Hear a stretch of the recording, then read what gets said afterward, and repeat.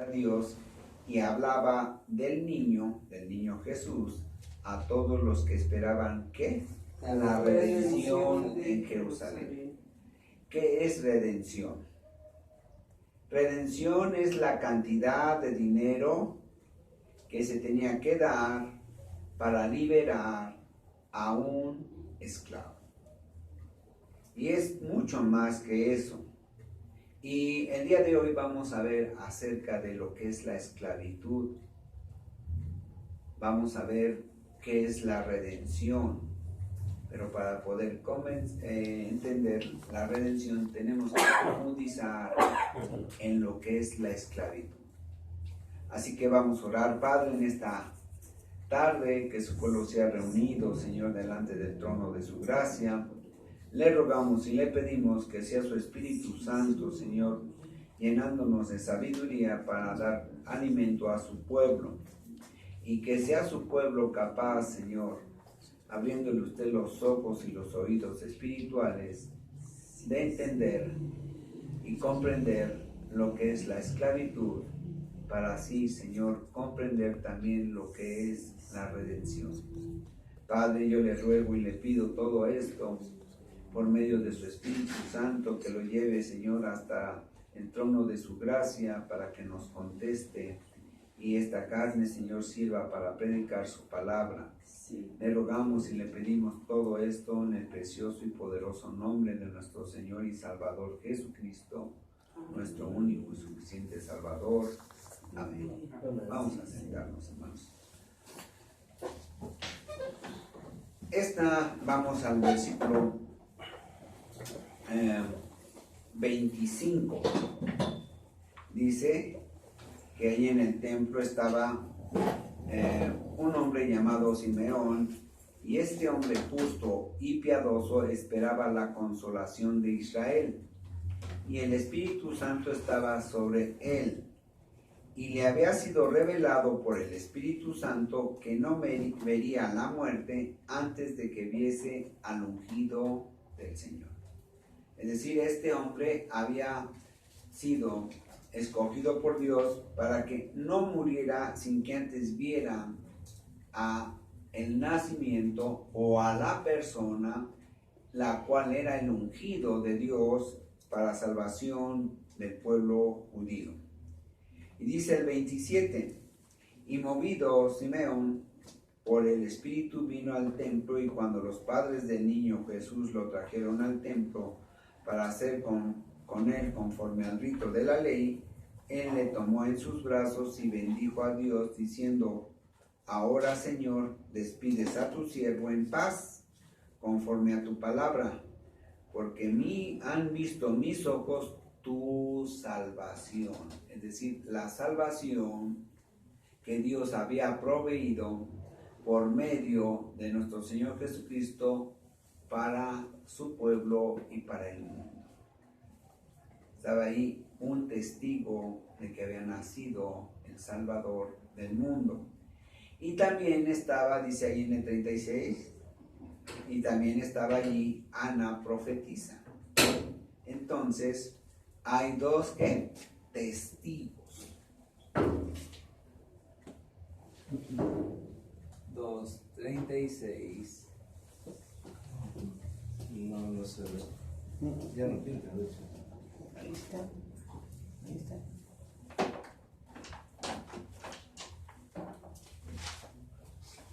Versículo 25 y 36. Entonces hay dos testigos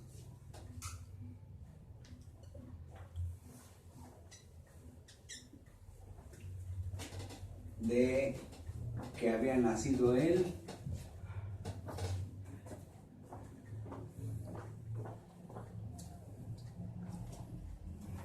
el Salvador o libertador.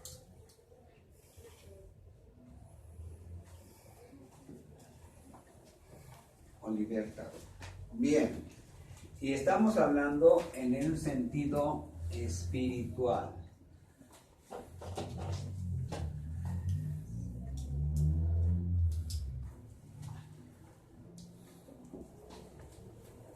Bien, dice el 36, esta Ana profetisa era viuda y cerca de 100 años, ¿verdad?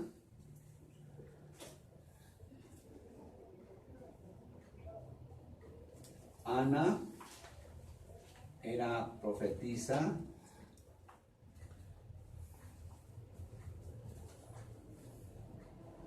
y tenía cerca de 100 años. Y era servidora en el templo.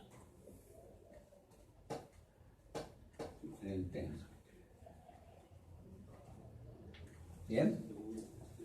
Ahora, ella oraba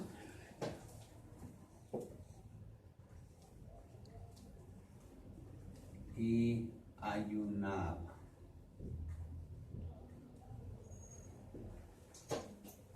Vea. Luego dice, esta Ana, presentándose en la misma hora que Simeón, daba gracias a Dios y hablaba del niño a todos los que estaban en Jerusalén y que esperaban ¿qué? La redención.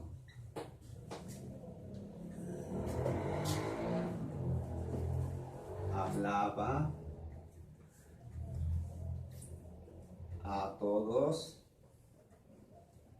en Jerusalén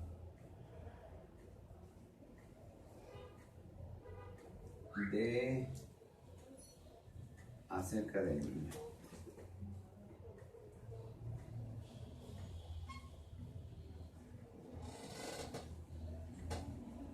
Los que esperaban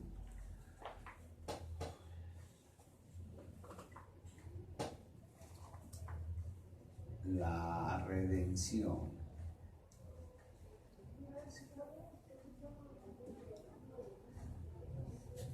Bien. ¿Qué es redención? Dijimos, es una cantidad de dinero que se tenía que dar para libertar o liberar a un esclavo.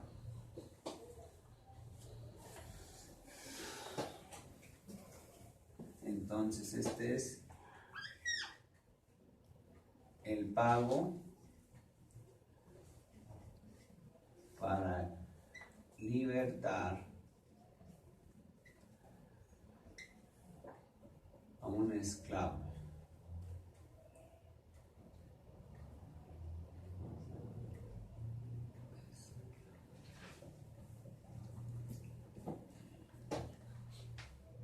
Libertar, salvar, también, ¿verdad? A un esclavo. Bien, después de haber cumplido con todo lo prescrito en la ley del Señor, volvieron a Galilea, a su ciudad de Nazaret. Los padres, ahorita vamos a explicar todo esto, los padres de Jesús, ¿verdad?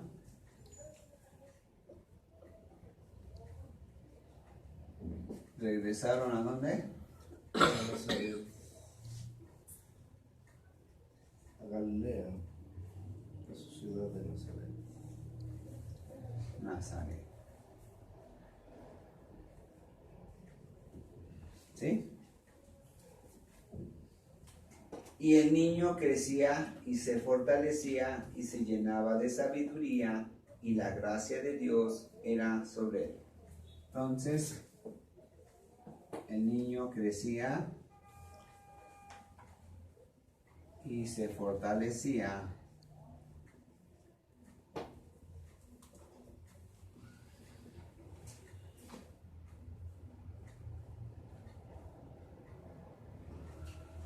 se llenaba de sabiduría. De sabiduría y la gracia de Dios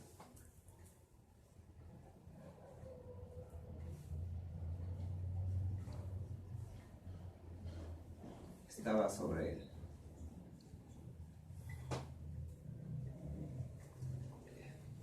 Bien.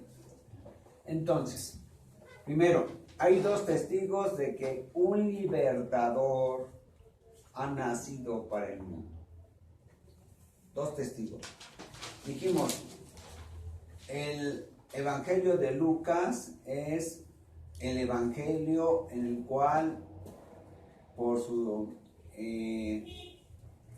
capacidad de historiador de Lucas, es confiable porque da lugares, da fechas y da circunstancias que se pueden constatar, o decir, que se pueden verificar, ¿verdad?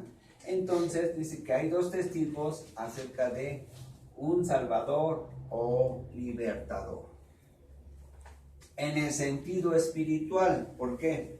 Porque el pueblo judío, parte del pueblo judío, tenía la idea de que la promesa de Dios era para mandar un libertador, pero en el aspecto físico. Es decir, estaban ellos como esclavos prácticamente, ¿verdad? Estaban dominados por el Imperio Romano, entonces ellos de alguna manera eran esclavos, estaban sometidos en esclavitud al Imperio Romano. Pero Dios la promesa de Dios no era en ese sentido, sino que era un libertador, un salvador, pero espiritual. ¿Y qué es más importante? Lo más importante es lo espiritual, porque lo espiritual es eterno. Por eso es tan importante nuestro Señor Jesucristo. Es importante Alejandro Magno, es importante Simón Bolívar, es importante Benito Juárez, es importante Miguel Hidalgo, es importante Simón Bolívar, ya lo habíamos dicho, pero mucho más importante que todos ellos juntos es nuestro Señor Jesucristo. Y luego, Ana era una profetisa, obviamente una profetisa de Dios. En esos tiempos todavía las mujeres podían profetizar. Había hombres también profetas. Pero recordemos que durante 400 años Dios había dejado al pueblo de Israel, al pueblo judío, sin profetas. Por eso la que iba a profetizar no era un varón. La que tenía que profetizar era una mujer. Ahora, bien, esta mujer hablaba a todos acerca del niño. Este niño que 30 años después, iba a empezar su ministerio.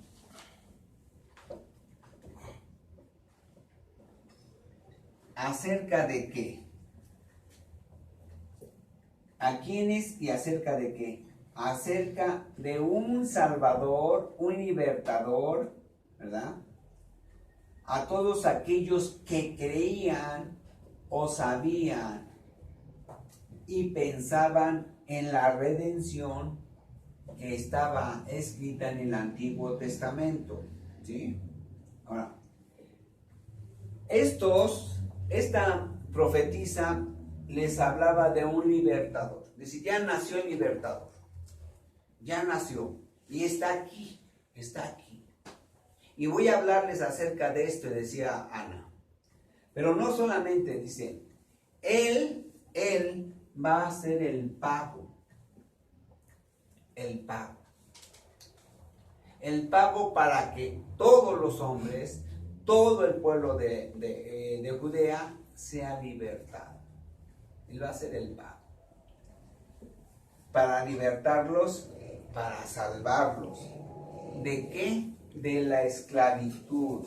Ahora, sabemos que nuestro Señor Jesucristo libertó y liberta al hombre. Pero para que podamos comprender la dimensión de la salvación que es en Cristo Jesús, Señor nuestro, necesitamos primero conocer la esclavitud. Dios permite al hombre que esclavice a otros. Permite, no lo manda. El hombre en su maldad esclaviza a los demás hombres a través de la guerra, a través de las armas, a través del dinero. Y Dios lo permite para que el hombre mismo comprenda lo horrible, lo tremendo, lo desastroso que es una esclavitud. Por eso Dios permite la esclavitud.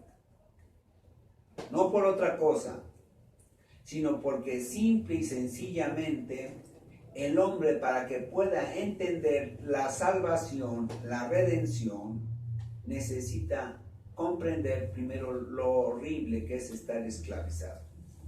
Porque el hombre actualmente no se da cuenta que está esclavizado, pero está esclavizado.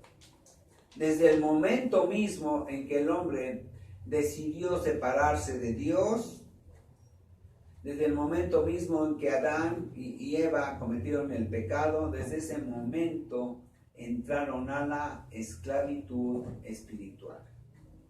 Para esto vámonos primeramente a Génesis.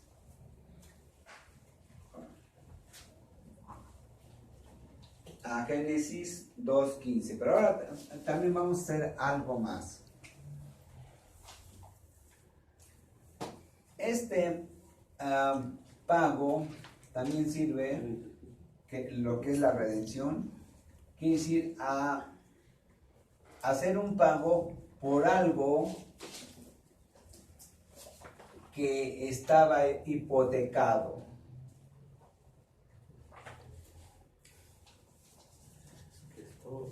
O embargado.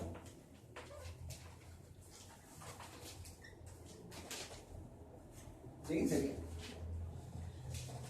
¿Qué es una hipoteca? Es cuando nosotros pedimos un préstamo sobre un bien de nosotros, sobre una casa, sobre un terreno, ¿verdad? O también,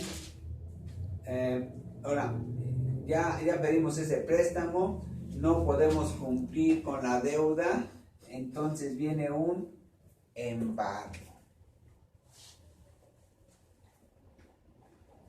¿Qué es el embargo? Es la acción que el hombre o la persona a la que se le debe se hace dueño de nuestros bienes porque no le podemos pagar el préstamo. ¿Sí? ¿Vamos viendo eso? Bien. Entonces vamos a explicar la esclavitud para comprender la dimensión de la salvación. Cuando no comprendemos de qué somos salvados, se nos hace muy ligero a la salvación. Porque pensamos, Jesús subió a la cruz y ya pagó los pecados míos y todo, pero no vemos de qué nos salvó. De qué tan grande y tremenda esclavitud nos ha salvado. Vamos entonces a Génesis 2:15. Génesis 2:15.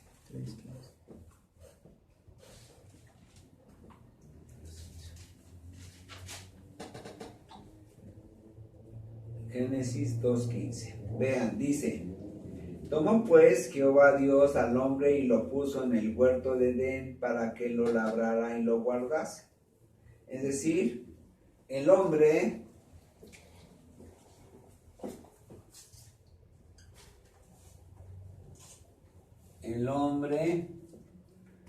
tenía que guardar, es decir, cuidar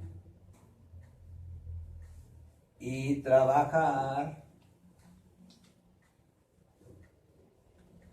el huerto.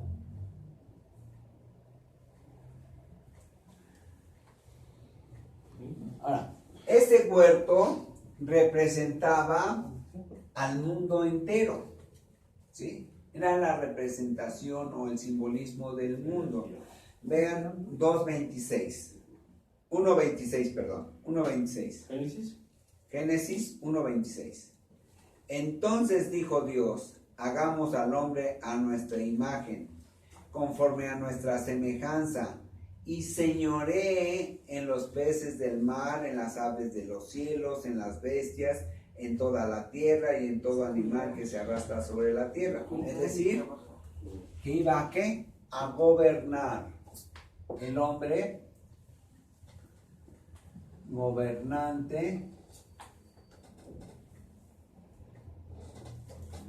de la tierra o de la naturaleza, ¿no? ¿Sí? Eso era el propósito de Dios. Y es el propósito de Dios, porque el propósito de Dios no se va a detener porque haya intervenido el diablo, por la desobediencia de los hombres, nada. Todo lo que Dios ha proyectado se va a llevar a cabo tarde o temprano. ¿Sí? Ahora vamos a Génesis 5:1.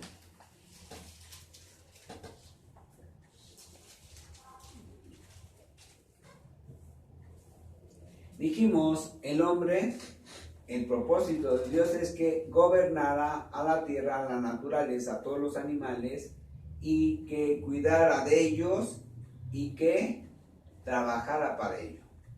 Ese era el propósito de Dios. Ahora vean, dice 5:1, este es el libro de las generaciones de Adán. El día en que creó Dios al hombre, a semejanza de Dios lo hizo. 5:1. Varón y hembra los creó. Fíjense bien lo que dice. Varón y hembra los creó y los bendijo y llamó el nombre de ellos. No dice que nada más al varón, Adán. sino a los dos los llamó ¿cómo? Adán. Adán el día en que fueron criados. Entonces, el varón y la varona, por eso es varona, iban a tener este ministerio.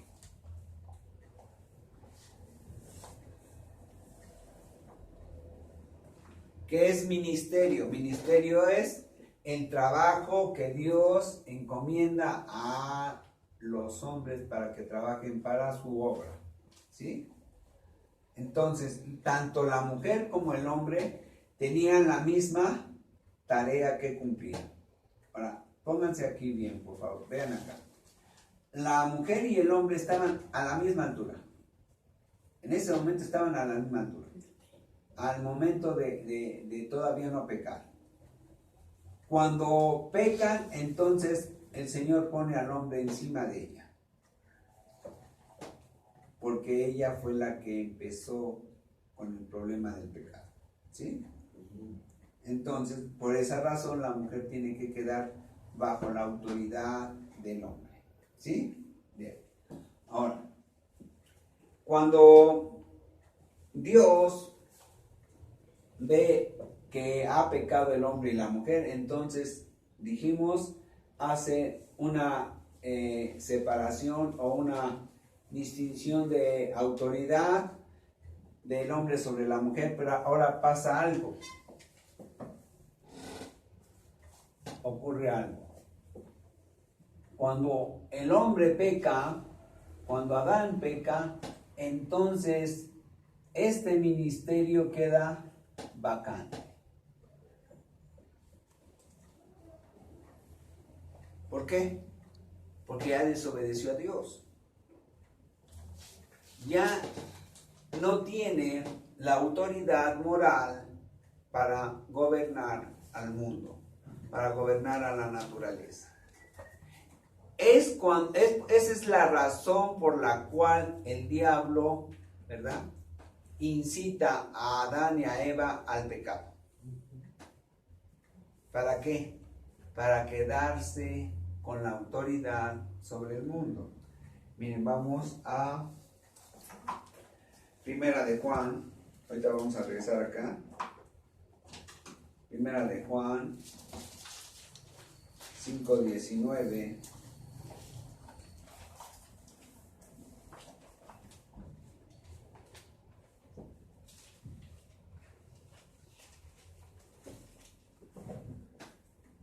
Dice, sabemos que somos de Dios y el mundo entero está bajo el maligno, pero sabemos que perdón, 19 nada más dice, sabemos que somos de Dios y el mundo entero está bajo el maligno. Entonces, el diablo reclamó eso. Señor, ya no hay quien gobierne. Ahora, hermanos, tenemos que entender esto. Toda la naturaleza siempre tiene que tener autoridad sobre Dios. Los hombres, los animales, los peces, las aves, las plantas, los elementos como el aire, como el agua, todo absolutamente tiene que estar bajo autoridad. No hay nada que no tenga autoridad sobre él. Entonces el diablo le levantó la mano. Señor, yo reclamo ese derecho. El Señor se lo concedió. El Señor se lo concedió. Miren, vamos a Romanos, a la carta a los Romanos.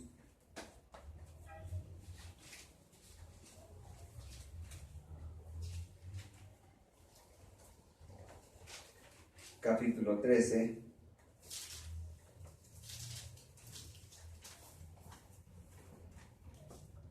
Dice, sométase toda persona a las autoridades superiores, porque no hay autoridad sino de parte de Dios, y las que hay por Dios han sido establecidas.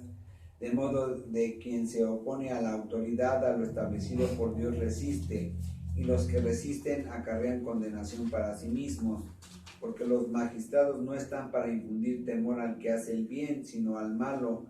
Quieres pues no temer la autoridad, haz lo bueno y tendrás alabanza de ella. Ahora, no estoy diciendo que la autoridad del diablo sea agradable para Dios. No, lo que estoy diciendo es que todas las autoridades están establecidas por Dios. Él lo permitió. Él le dijo, sí, te voy a dar ese chance. Pero finalmente va a haber quién te va a quitar eso. Miren, vamos a Génesis 3.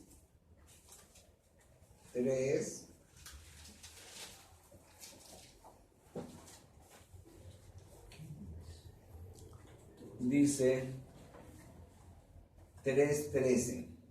Entonces Jehová Dios dijo a la mujer, ¿qué es lo que has hecho? Y dijo a la mujer, la serpiente me engañó y comí. Y Jehová dijo a la serpiente, por cuanto esto hiciste de engañar a la mujer, maldita serás entre todas las bestias y entre todos los animales del campo, sobre tu pecho andarás y polvo comerás todos los días de tu vida. Y pondré enemistad entre ti y la mujer, entre tu simiente y la simiente suya. Esta simiente de la mujer te herirá en la cabeza y tú le herirás en el calcañar. Ahora, esta mujer ya no es Eva, es el pueblo judío. Es el pueblo judío. Entonces, la simiente de la mujer es nuestro Señor Jesucristo. Vamos a Gálatas. Vamos a Gálatas.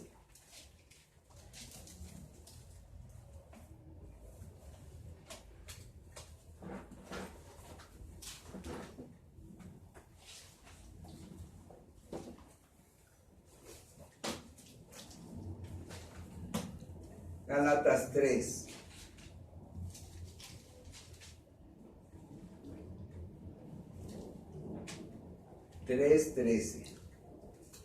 Cristo nos redimió de la maldición de la ley, hecho por nosotros maldición, porque está escrito, maldito todo el que es colgado en un madero.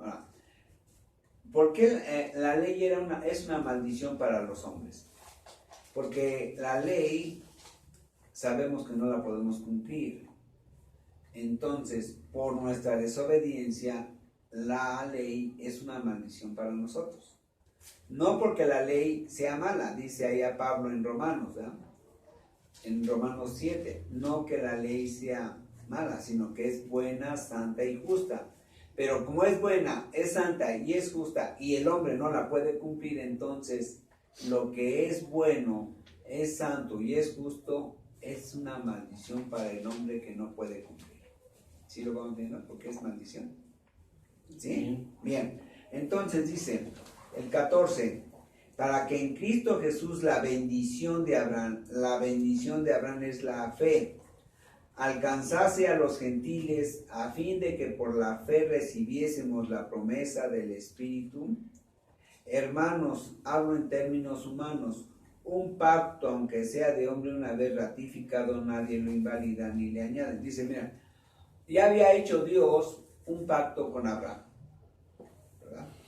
Pero ahora en Cristo Jesús vuelve a renovar el pacto, ¿sí? Por eso nuestro Señor Jesucristo, una noche antes de ir a la cruz, dice que el derramamiento de su sangre es la renovación del pacto. ¿Sí lo vamos entendiendo? Y lo dice 16. Ahora bien, a Abraham fueron hechas las promesas y a su simiente.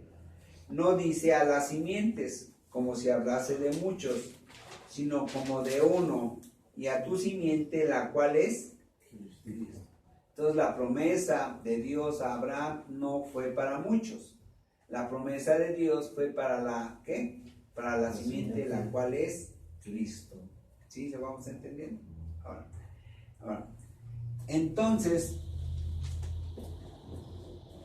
esta redención, esa salvación, esa bendición que Dios quería para la simiente de Abraham no era para el pueblo de Israel.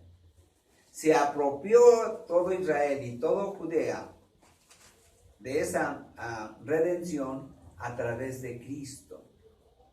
Y nosotros los gentiles también nos adueñamos o nos hacemos de esa promesa a través de creer en Cristo. Sí, vamos a comprender eso. Bien, ahora, cuando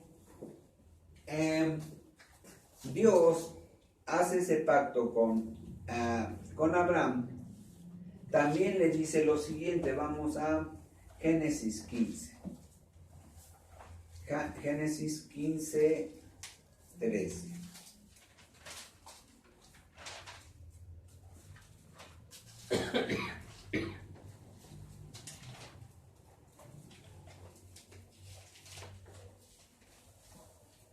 Génesis 15, 13.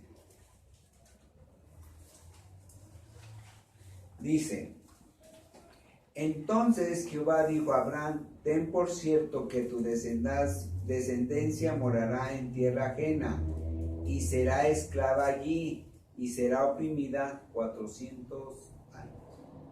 Entonces, Dios le dice, sí vas a tener una gran descendencia y hay muchas promesas para ti, pero también tu descendencia va a tener ¿qué? Esclavitud.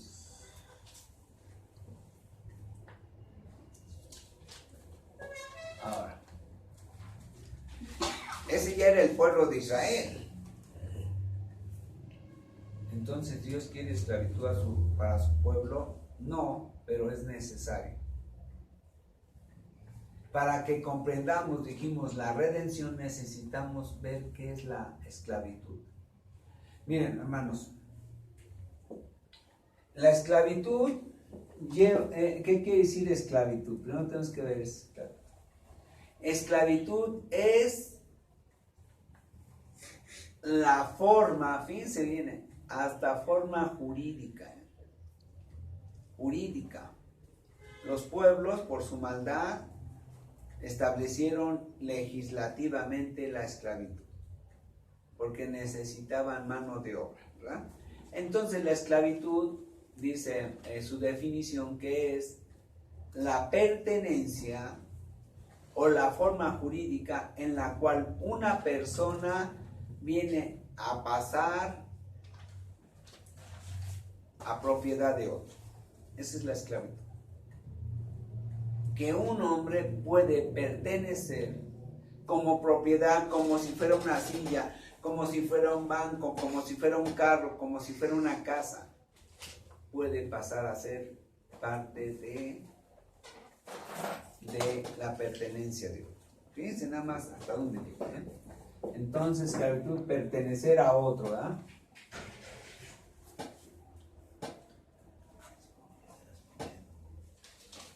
Y valga la comparación, pero hasta como animales, amigos. Cuando tú compras una vaca y después queda preñada la vaca, pues tú puedes, el dueño de la vaca se queda con los becerros. Bueno, así pasa en la esclavitud. Los hombres se pueden casar, tienen esa libertad de aprendiendo, hasta dependiendo, fíjense, también del dueño, ¿eh? Del mismo hombre depende. Dice, yo sí te puedo permitir que te cases con ella o con otra, pero tus hijos van a pertenecer también a mí. Imagínense. Ahora, hoy en día estamos en un mundo, hermanos, tan depravado y tan pecaminoso que hay otra clase de esclavitud, pero que no nos damos cuenta cabalmente de ella por nuestra maldad y por nuestro pecado. La esclavitud económica. Si ustedes analizan bien las leyes económicas, permiten los gobiernos que empresas, que bancos, que compañías se adueñen prácticamente de las personas a las que les deben. Así. No hacen nada. Ahora, ¿por qué no hacen nada? Porque el mundo está lleno de maldad y de pecado y está bajo ¿qué? Bajo la autoridad del demonio. Entonces, el mundo está así. Ahora, entonces, pertenecer a otro.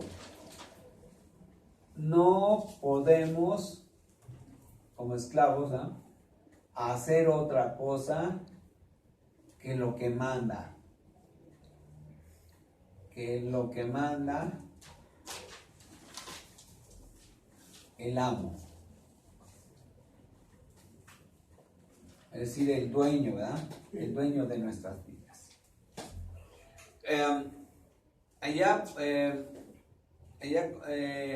A principios del segundo milenio, estamos hablando de la era cristiana, ¿verdad?, por 1200, 1300,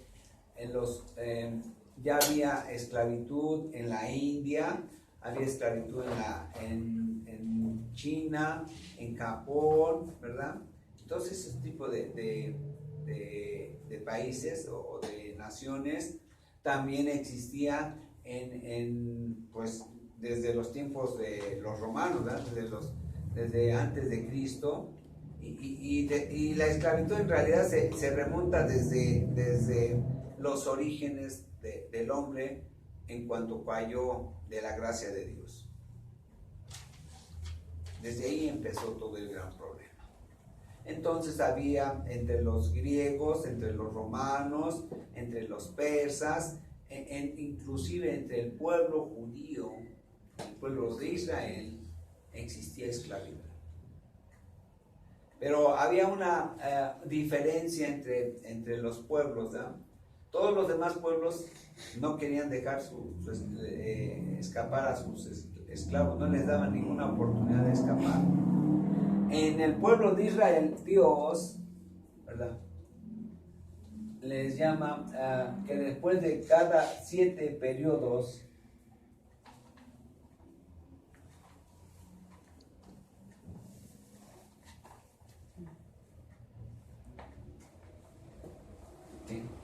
cada periodo, en cada 7 años, el pueblo, el dueño, fíjense bien, el dueño del esclavo, ¿verdad?,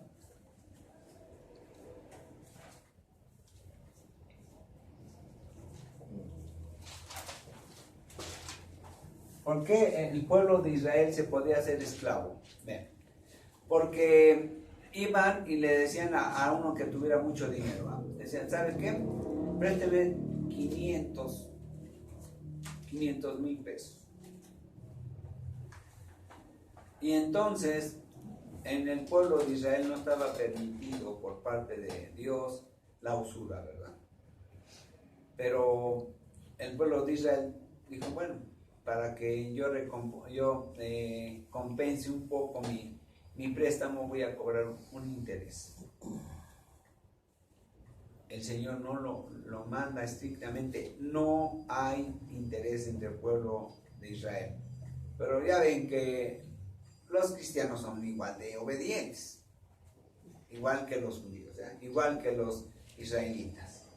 Entonces los prestaban con interés. Entonces llegaba el momento en que el que había pedido el préstamo no podía pagarlo, y entonces él se adueñaba de la vida de él, ¿verdad? El prestamista se adueñaba de la vida del que había adquirido la deuda, y también podía adquirir a los hijos, ¿verdad?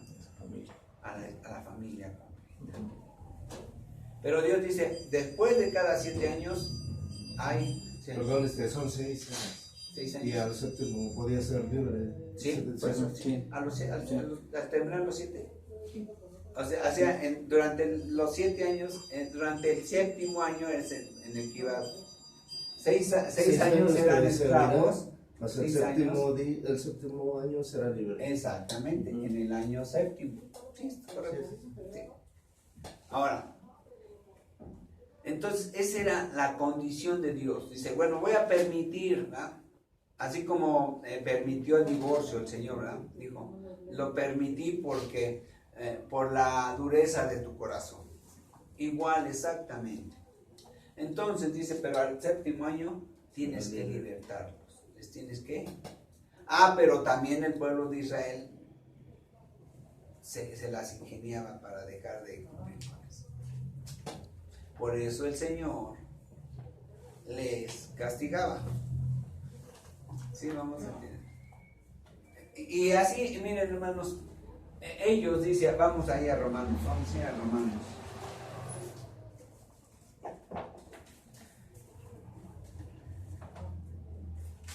A Romanos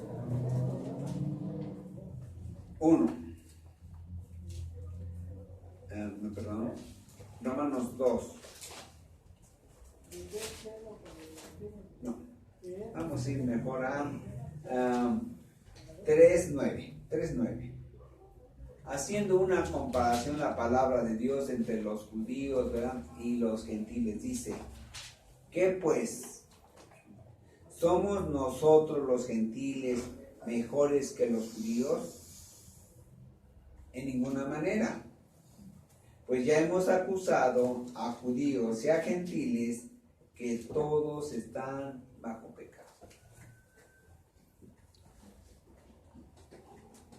Ni el judío ni el gentil cumplen la ley de Dios, ¿verdad? Entonces, la esclavitud sigue. No va a parar hasta que venga el Señor a poner orden en este asunto, ¿verdad? Entonces, ¿pero qué más pasa con la esclavitud?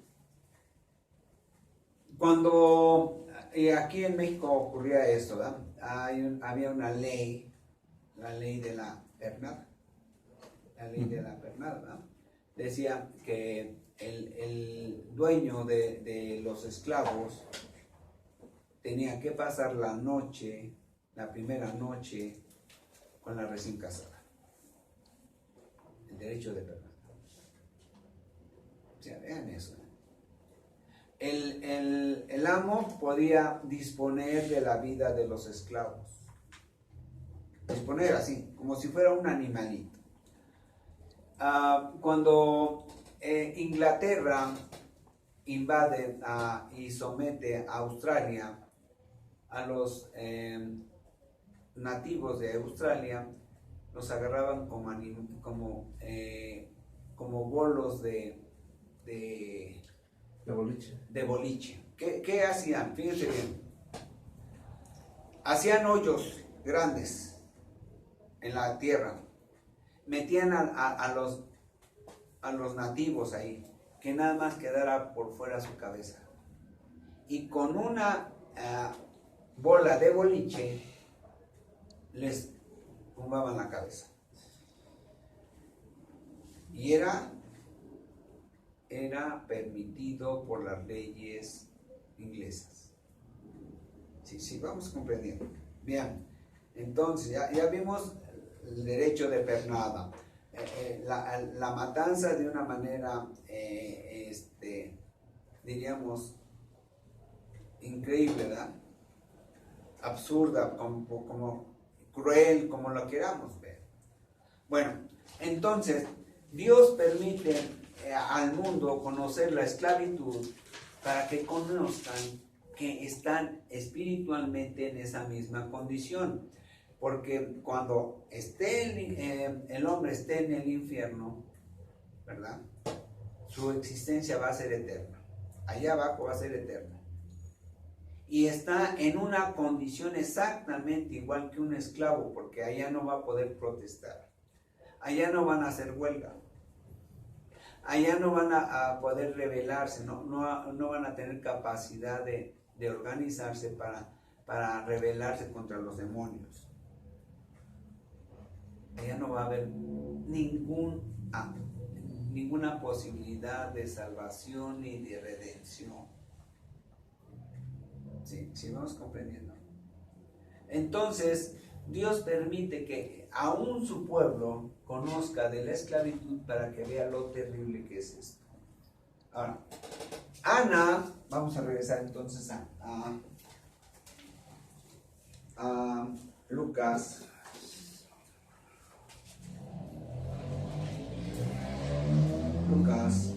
Lucas 2. Ana les hablaba acerca de eso, ¿verdad? Acerca del niño, de que los iba a libertar. Porque, miren hermanos, quizás Dios es tan bueno con su pueblo que dentro de la esclavitud que tuvo el pueblo de Israel en Egipto, y también la esclavitud que tuvo el pueblo judío en Roma, no ocurrieran cosas tan terribles. ¿Por qué? Porque además el pueblo judío, en el caso de Roma, el pueblo judío era un pueblo sumamente rebelde, que decía Roma, dicen, miren, mejor vamos a tratar de gobernarlos de una manera tan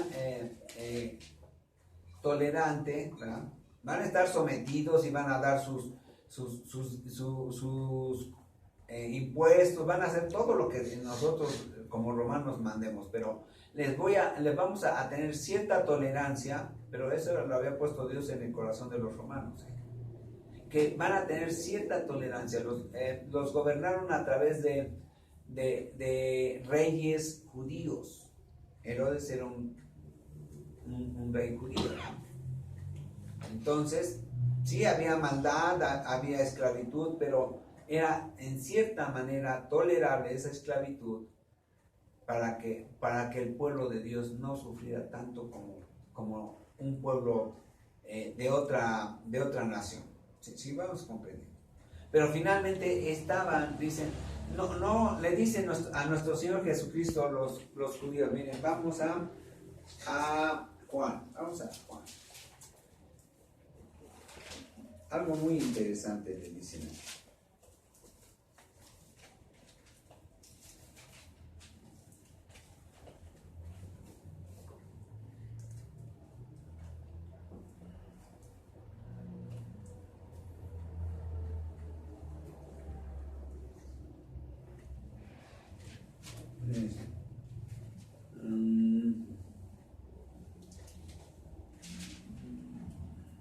Vean 8:31. Dijo entonces Jesús a los judíos que habían creído en él: si vosotros permaneciereis en mi palabra, seréis verdaderamente mis discípulos y conoceréis ¿qué? La verdad. Y la verdad os hará ¿qué? Libres. Libres. Le respondieron los judíos, linaje de Abraham somos, y jamás hemos sido esclavos de nadie. Como dices tú, seréis libres. Jesús les respondió, de cierto os digo que todo aquel que hace pecado, esclavo es del pecado. Primero les dice, no sean mentirosos, son esclavos del pecado. Si no se quieren ver como esclavos, son esclavos del pecado. Pero más adelante les dice, ¿verdad?, también que Él estuvo antes que Abraham. ¿Por qué les dice esto? Les está diciendo, miren, no sean mentirosos. Sí son esclavos, si Dios mismo le dijo a Abraham que su descendencia iba a ser esclava 400 años, ¿verdad?, en Egipto, entonces ¿cuándo dicen ustedes, cómo es que dicen ustedes que no han sido nunca esclavos? ¿Cómo está eso? O sea, el Señor los confronta con sus mentiras y con sus pecados y con su condición humana aún así. Vamos viendo todo eso. Entonces, Dios dice que Ana, ahí en su palabra, dice Dios en su palabra, que Ana hablaba acerca de todo este tipo de esclavitud, ¿verdad? Porque al hablar de libertador está hablando de todo esto. Dice, por eso es libertador, porque lo está libertando de una esclavitud. Si no hay esclavitud, pues entonces no hay necesidad de un libertador. ¿Sí? ¿Estamos de acuerdo? Entonces dice, miren, esta Ana hablaba a todos los que esperaban la redención. Es decir, a todos aquellos que estaban conscientes de su condición humana, pero que también estaban conscientes de su condición espiritual.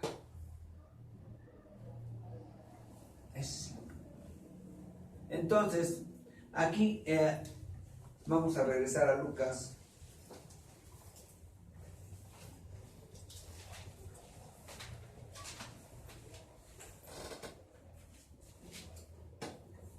Primero, vean que dice el 39.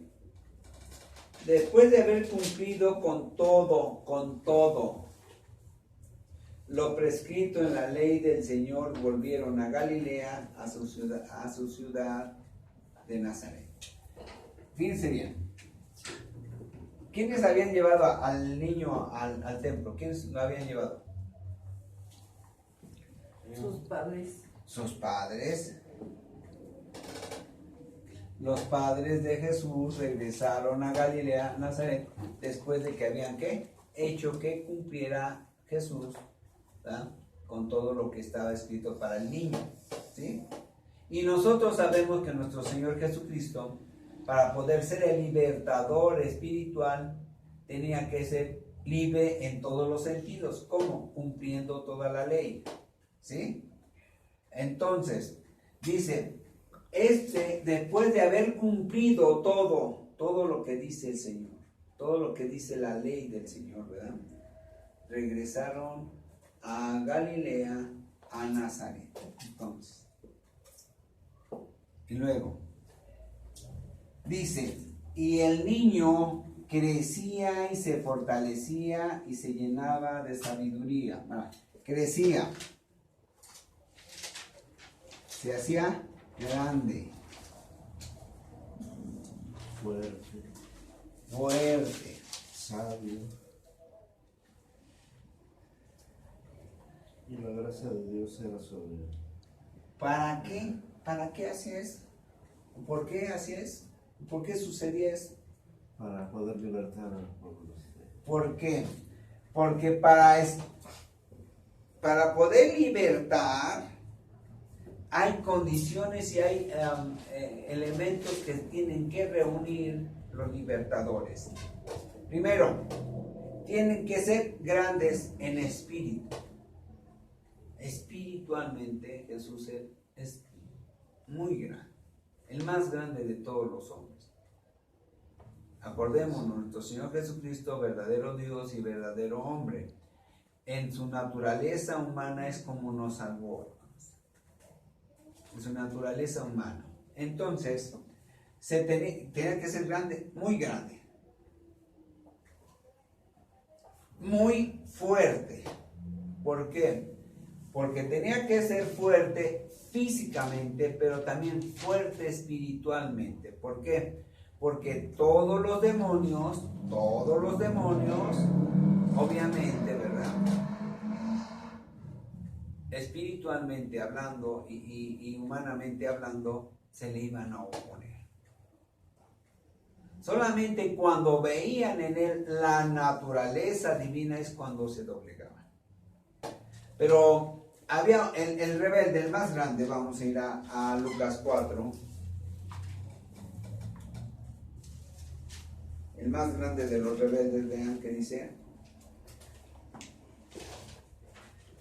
4:2. Por 40 días era tentado por el diablo y no comió nada en aquellos días pasados, los cuales tuvo hambre.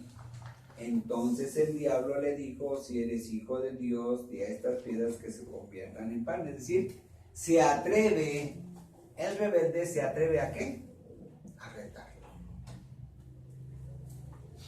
El diablo es rebelde y es atrevido, O sea, no creas que te va a tener miedo. Miren, hermanos, hay una doctrina que es tan falsa. Yo no entiendo cómo a veces en las iglesias se predica eso.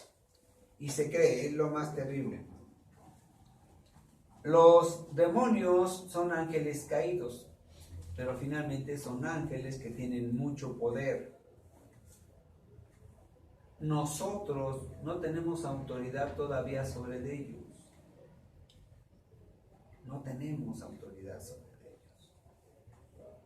La única manera en que mientras no venga nuestro Señor Jesucristo y no tengamos autoridad sobre ellos realmente, la única, dice el Señor, dice que es resistir. Dice: resistir al diablo y él huirá de vosotros. No dice peléate con ellos. No dice repréndelos. Santiago dice allá, ¿verdad? En su carta dice que el mismo ángel no dijo al diablo, sométete a mi autoridad, dijo: el Señor te reprenda. Sí, quiero que comprendan eso. ¿Vamos a tener autoridad sobre los demonios y vamos a tener autoridad sobre los ángeles del Señor? Sí, pero todavía.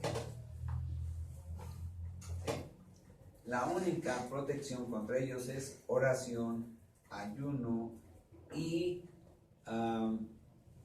también obediencia. ¿Sí? Obediencia. En la medida en que nosotros seamos obedientes, en esa medida podemos hacer que el Espíritu Santo expulse demonios de los cuerpos de él. Pero es la autoridad de Dios, es la autoridad del Espíritu Santo, no la de nosotros. Quiero que comprendan eso. ¿Sí? Bien, entonces, ya vimos aquí en Lucas 4 que esos demonios y principalmente el diablo se opone a Jesús, y por esa razón Jesús tenía que crecer grandemente, se tenía que fortalecer. Ahora, ¿cómo se va a fortalecer? ¿Cómo se fortalecía Jesús? Con la oración. ¿Y qué más? El ayuno. ¿Qué más? Con la palabra. Leyendo la palabra. Cuando él, yo creo que él aprendió como a los 3 años, 2 años y medio a leer, ¿verdad? Hay niños aún en este tiempo que a los 3 años puedan aprender a leer. Entonces, lo más seguro es que nuestro Señor Jesucristo leía ya a los 3 años, además tenía la mente muy, muy despierta, muy inteligente, y entonces quizás 2 años y medio, 2 años, empezó a leer y empezó a comprender, ¿verdad?, a través de la Biblia que del que hablaba la Biblia era él. ¿Sí? Él no nació sabiendo quién era, no. Él a través de la Escritura supo quién era. Así también tú, ¿verdad?, a través de la Escritura puedes saber quién eres, porque tu creación viene desde antes de la fundación del mundo. ¿Sí? Bien. Entonces, el Señor, ¿verdad?, esta Ana hablaba acerca de este niño, hablaba de la redención y era necesario que este niño creciera, se fortaleciera y también se llenaba de sabiduría. ¿Por qué? Porque tenía que luchar contra mentes muy sagaces. Los demonios son muy inteligentes, hermanos. Por eso te pueden engañar muy fácilmente, pero muy fácilmente. A veces los cristianos cometemos tantos errores por no estudiar, pero sobre todo porque aun cuando lo sabemos, cuando lo estudiamos, por cuanto lo oímos, lo aprendimos, aún decimos no, mi sabiduría es mayor que la de Dios, entonces no lo voy a hacer como manda la Escritura, lo voy a hacer a mi manera. Ese es el problema hoy en día. Entonces, ¿qué es sabiduría? La inteligencia la tenía el Señor, pero la sabiduría es la manera o la capacidad de utilizar lo que ya sabemos. Esa es la sabiduría. La inteligencia nos da conocimiento y la sabiduría nos dice cómo vamos a utilizar ese conocimiento. ¿Sí? Entonces el Señor tenía que tener mucha sabiduría. Es decir, ir juntando, agarrando los mandamientos uno a uno, irlos agarrando de tal manera que siempre él no pudiera caer en trampas que les iban a mandar los demonios por medio de los fariseos, por medio de los saduceos, por medio de los escribas, inclusive por medio de sus discípulos. Cuando Pedro le dice, Señor, bueno, pues si ya sabes que te quieren matar, pues vete. Y dice el Señor, hazte a un lado, Satanás. ¿Por qué? Porque el chamuco estaba aconsejando a Pedro para que dijera eso. Si no, quítate de en medio, Satanás.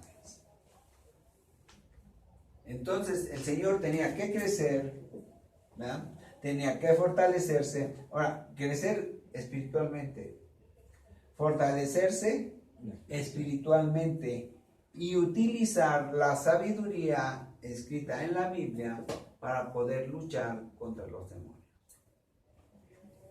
¿Sí? Y entonces la gracia de Dios, la bendición de Dios, el poder de Dios estaba sobre de él. ¿Por qué? Porque él se sometía a la Escritura. Pastor, una pregunta. Dice grande y fortaleza espiritualmente, ¿no? Y la sabiduría. ¿Esa es la lucha espiritual, no, que habla en Efesios? No, la sabiduría es saber utilizar. Por ejemplo, el conocimiento que ya tenemos cada uno de nuestros hermanos en la... Acá lo vamos a ver en Lucas 4.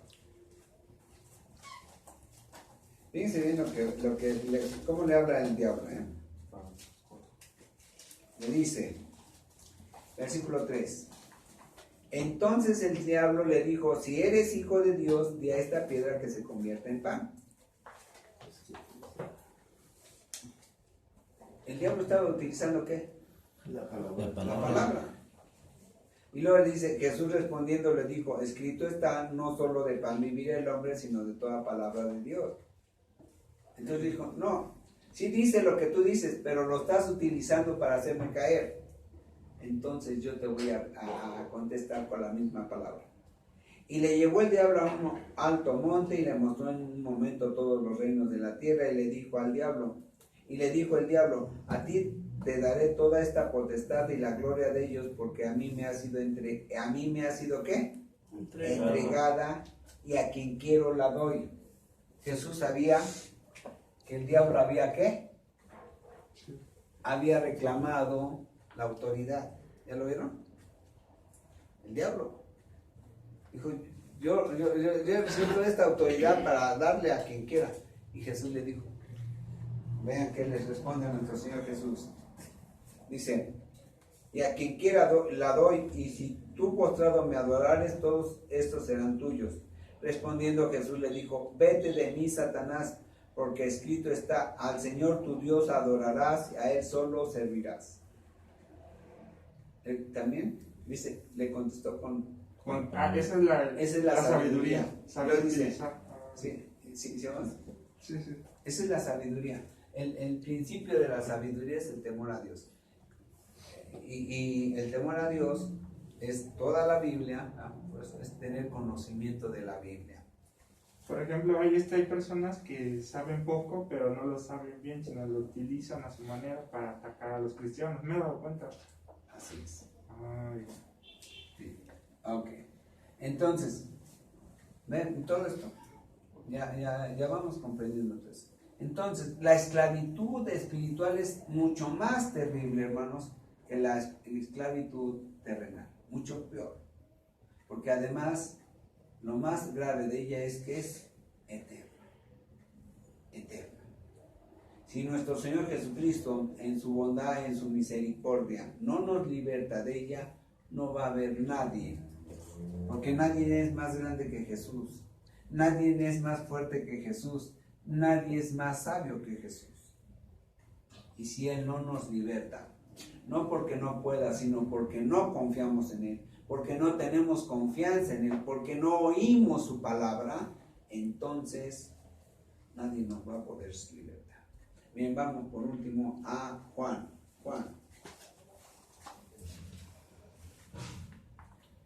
Juan 5.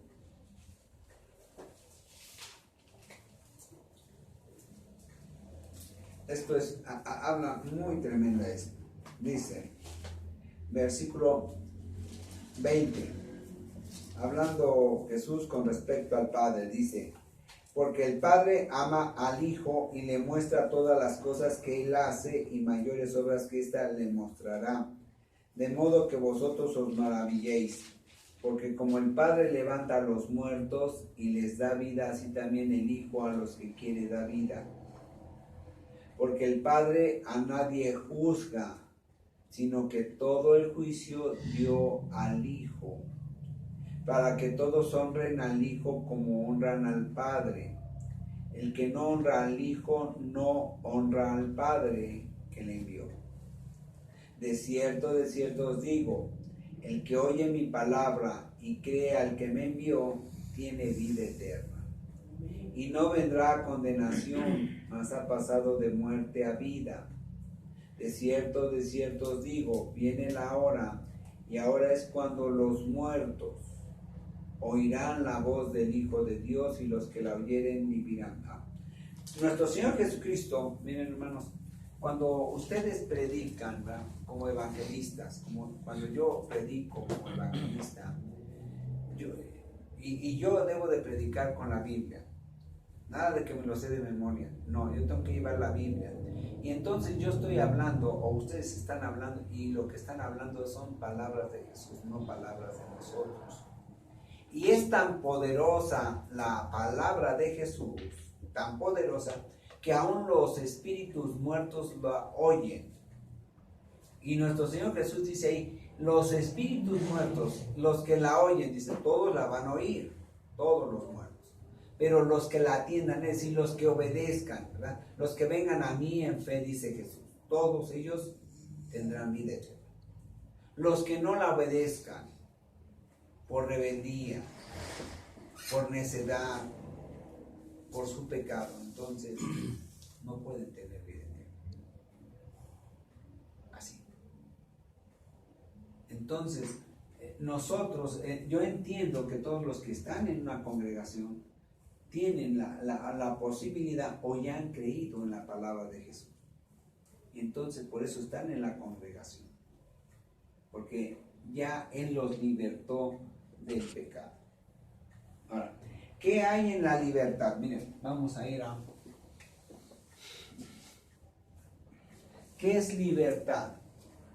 Es capacidad de hacer lo que deseo. Por eso dice Pablo allá en 1 de Corintios, ¿no? En 1 Corintios dice, todo me es lícito, ya todo puedo hacer.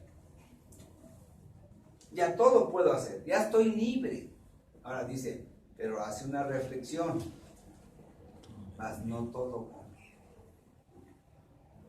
Ya me libertó, yo puedo hacer lo que quiera y no me va a pasar nada, pero no todo conviene.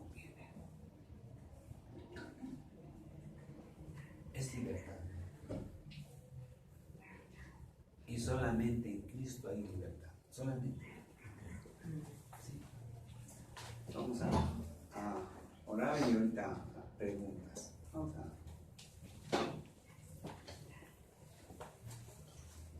Sí, Padre, en esta tarde en que su pueblo se ha reunido, Señor, delante del trono de su gracia, le pedimos y le rogamos, Señor, que entendamos y comprendamos lo horrible que es la esclavitud terrenal y también la esclavitud espiritual. Le rogamos y le pedimos, Padre, que a través de su Hijo Jesucristo hayamos sido libertados todos y cada uno de los presentes, Señor, y que sean libertados todos aquellos que vayan a Él en fe y en certeza de salvación, porque Él es la salvación del mundo, porque Él es, Señor, el libertador del pecado, el libertador de la muerte. Padre, yo le ruego y le pido que sea su Espíritu Santo poniendo en nosotros este conocimiento para que lo llevamos al mundo, para que el mundo sepa, Señor, que hay un libertador y un pagador de nuestros pecados, y todo en el precioso nombre de nuestro Señor y Salvador Jesucristo. Amén. ¿Preguntas?